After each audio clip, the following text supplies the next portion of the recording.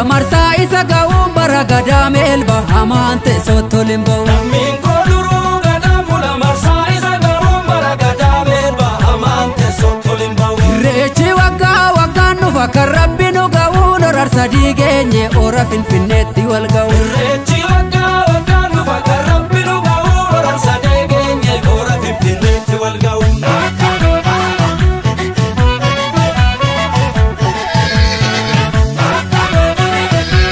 Oromoodha aadaadha irreessi. Aadaadha hoggattoo jennu aadaa keessaa waan baay'eetu burqa. Aadaa keessaa waan baay'eetu burqa. Aadaa keessa amantaan burqa. Amma irreessa hoggattoo laallee amantaa hedduutu irreessa keessaa burqa jechuudha. Amantaa hedduutu irreessa keessaa burqa jechuudha. Amma Oromoo ta'ee waarratee ka irreeffatu amantaa Ortodoksii ka hordofu jira jechuudha. Oromoo ta'ee ka irreeffatu amantaa musliimaa ka hordofutu jira jechuudha. Oromoo ta'ee ka irreeffatu amantaa waaqeffatutu jira jechuudha. Kanaaf irreessi aadaa irreessa keessa amantatu burqa jechuudha. Amantaa hedduutu burqa jechuudha.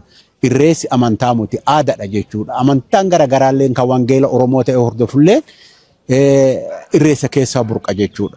Kanaaf aadaadha jennu aadaadha jennaa irreessa Oromoon irreessa hoggatti yeroo lama godhata. Yeroo lama godha. Tokko irreessa kadhannaa, tokko immoo irreessa galata itti galfatuuf irreessa waa kadhatu jechuudha.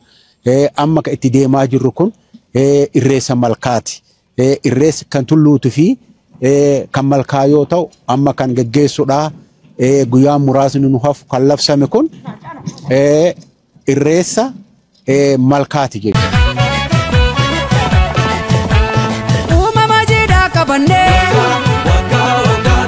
Sikka guddaan baane malkaa tulluu yaane galata jechuu feene boroo gannaa baane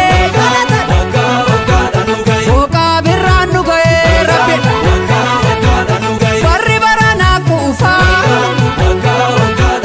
yayyabe ayyuun duubaa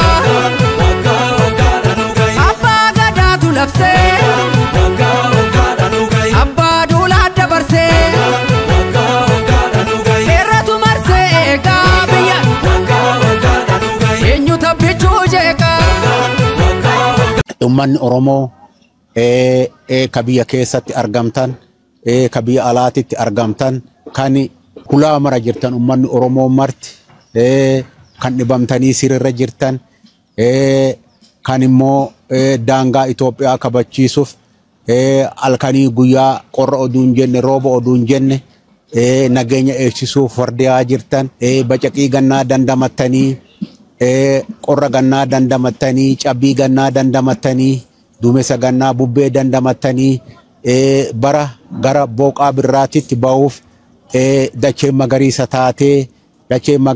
taatee kan qotattan daraaree isheen gaa magariisa laalaa habaaboon dhootee foolii habaaboo isinitti urgeessee gara roobni qaqallatee lagni hir'atee gara bacaqii gannaa baatanii warratanii booqaa birraatitti irreessaaf baga nagaan baatan jechuun barbaada.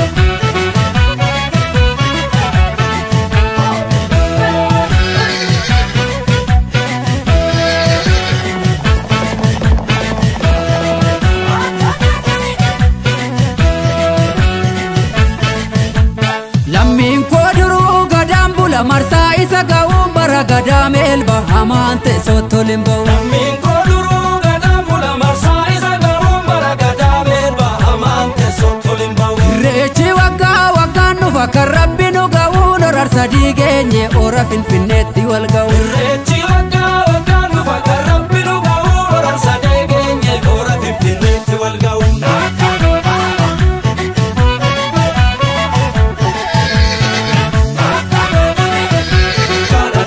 Ayyaantuun marsee shaggar jira omtuun keenya biyyi hamaan teessootti ol hin ba'u. Gabaatu marsee shakkantira.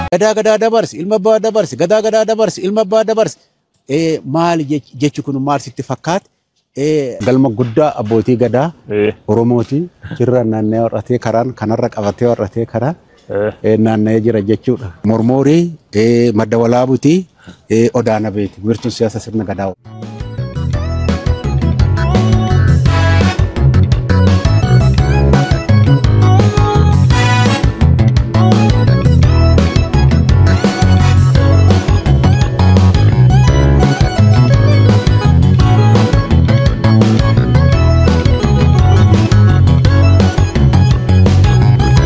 Gadaa dabarsi ilma abbaa dabarsi gadaa dabarsi ilma abbaa dabarsi.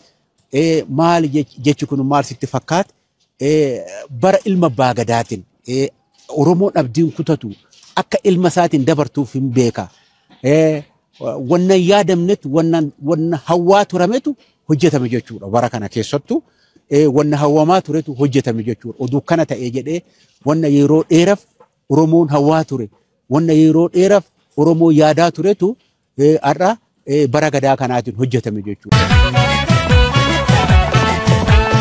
Uumama jiidhaa qabannee Waggaa waggaadhaan nu gahe. hiikaa guddaan baanee